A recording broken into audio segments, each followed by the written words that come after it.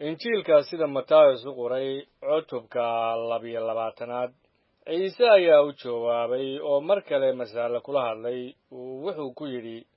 boqortooyada jannada waxay la mid tahay sidii boqor wiilkiisa aroos u dhigay addoommadiisii ayuu u diray inay u yeedhaan kuwa arooska loogu yeedhay mana ay doonaynin inay yimaadaan haddana addoommo kale ayuu diray oo wuxuu ku yidhi kuwii loo yeedhay waxaad ku tidhaahdaan bal eega cuntadaydii waan diyaar gareeyey dibiyadaydii iyo neefafkaygii buurbuurnaana waa la qalay wax walba waa diyaar ee arooska kaalaya laakiinse way fududaysteen oo iska tageen mid beertiisuu aaday mid kalena wuxuu aaday baayac mushtarkiisii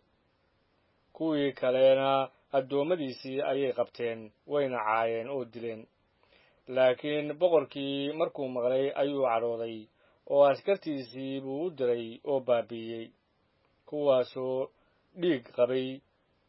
magaaladoodiina wuu gubay markaasuu addoommadiisii ku yidhi arooskii waa diyaar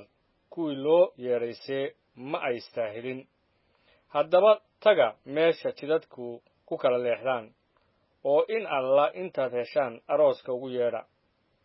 markaas addoommadaasi jidadkay u baxeen oo ay soo ururiyeen kuwii ay heleen oo dhan kuwii sharka lahaa iyo kuwii wanaagsanaaba gurigii arooskana waxaa laga buuxiyey marti laakiin boqorku kolkuu soo galay inuu martida eego wuxuu meesha ku arkay nin aan dharkii arooska qabin oo wuxuu ku yidhi saaxiibow sidee baad halkan u soo gashay adigoo aan dharkii arooska qabin wuuna iska aamusay markaasaa boqorkii wuxuu midiidinkiisii ku yidhi lugaha iyo gacmaha ka xidha oo gudcurka dibadda ah u tuura halkaas waxaa jiri doona baroor iyo ilka jiriqsi waayo kuwo badan baa loo yeedhay laakiin kuwo yar baa la doortay markaasaa farrisiintii baxeen oo waxay ka wada hadleen si ay hadalkiisa ugu qabtaan waxay hertoodii ula soo direen herodosiinta oo waxay ku yidhaahdeen macallimow waan ognahay inaad run tahay oo aad dadka jidka ilaah run ku bartid oo aanad ninna u weexan waayo dadka wejigooda ma eegtid haddaba noo sheeg maxay kula tahay ma xalaal baa in cashuur kaysar la siiyo ama inaan la siin laakiin ciise ayaa sharkoodii gartay oo wuxuu ku yidhi maxaad ii jirrabaysaan laba wajiilayaalihow itusa lacagta cashuurta kolkaasay u keeneen diinaar wuxuu ku yidhi yaa leh masawirkan iyo qorniinkan waxay ku yidhaahdeen kaysar baa leh markaasuu ku yidhi haddaba kaysar siiya wixii kaysar leeyahay ilaahna siiya wixii ilaah leeyahay oo goortay taas maqleen way yaabeen wayna iska daayeen oo ka tageen maalintaas waxaa u yimid saadukiin kuwii odhan jiray sara kicidda kuwii dhintay ma jirto oo waxay weydiiyeen oo ku yidhaahdeen macallimow muuse wuxuu yidhi haddii nin dhinto isagoo aan carruur lahayn walaalkiis waa inuu naagtiisa dumaalo oo uu carruur walaalkiis u dhalo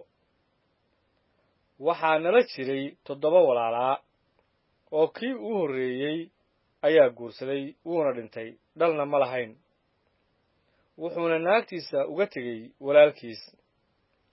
sidaasoo kalea ku dhacday kii labaad iyo kii saddexaad ilaa kii 7aad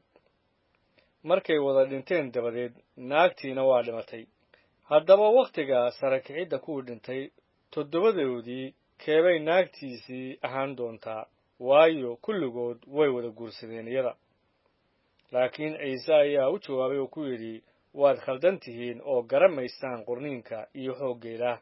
waayo wakhtiga sara kicidda kuwii dhintay dabadeed layskuma guursado guurna layskuma siiyo laakiin waxay yihiin sida malaa'igaha ilaah oo jannada ku jira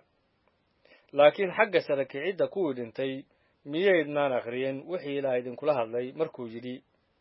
anigu waxaan ahay ilaaha ibraahim iyo ilaaha isxaaq iyo ilaaha yacquub